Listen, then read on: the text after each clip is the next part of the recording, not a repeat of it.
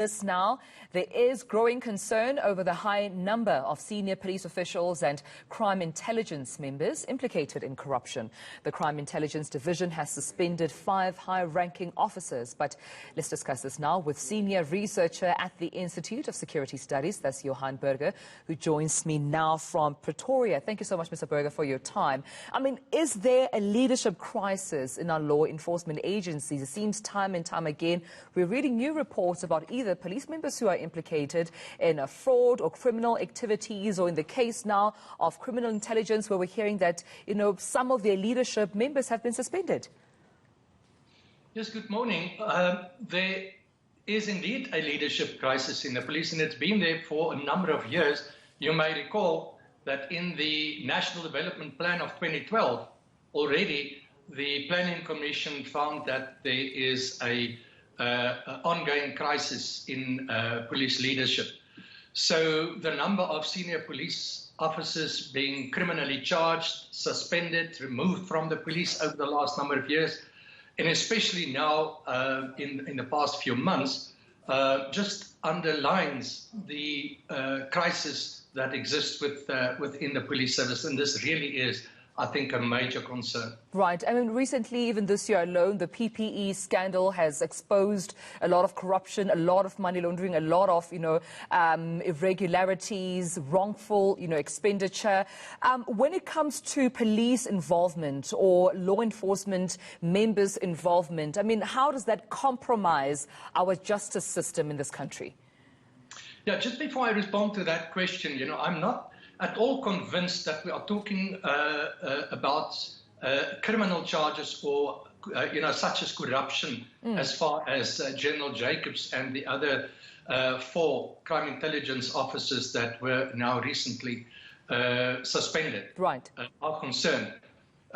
There's no indication that corruption or any criminal charges is brought against them. So far, what we are hearing is that there was some form of irregularity in terms of allocating funds from the Secret Services account to the acquirement of personal protection equipment, PPEs.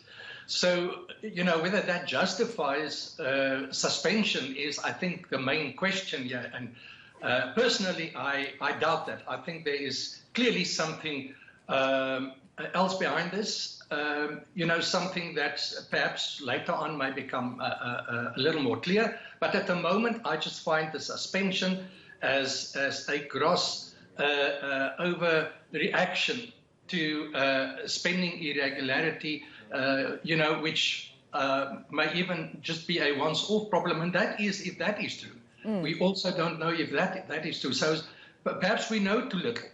But I am extremely concerned about the fact that someone like General Jacobs was appointed less than 3 years ago to fix the mess that was left behind by Richard Mdluli, and clearly was trying very, very hard to clean up crime intelligence. Keep in mind that crime intelligence became completely dysfunctional as a result of the management of Richard Mdluli, and a number of persons appointed by Mdluli remain behind in crime intelligence after he left. So that, I think we must be careful not to overjudge the situation simply because Jacobs was now suspended. Yeah, and going back to my initial question, my question was around law enforcement members, not necessarily the ones you've made, but ones you've mentioned, but when we're talking about SAPS members, when we're talking about those responsible to bringing justice to book, when they are implicated, my original question was around how does then that compromise the justice system in our country?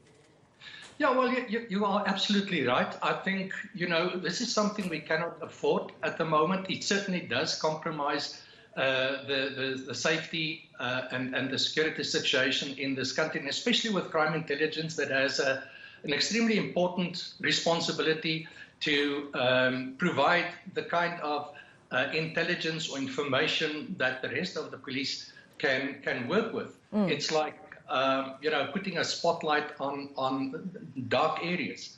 And what is happening now is that the spotlight is being switched off largely, which means that criminals are the only ones benefiting from the absence of good crime intelligence. And lastly, before I let you go very briefly, I mean, from the suspensions we're seeing in the crime intelligence, there have been concerns that, you know, they might bring operations to a standstill. Do you think that's fair, accurate to assume that some of these suspensions that we're seeing in the leadership might bring those operations to a standstill? Well, there's a real risk that at least some of those operations might be compromised all on their own.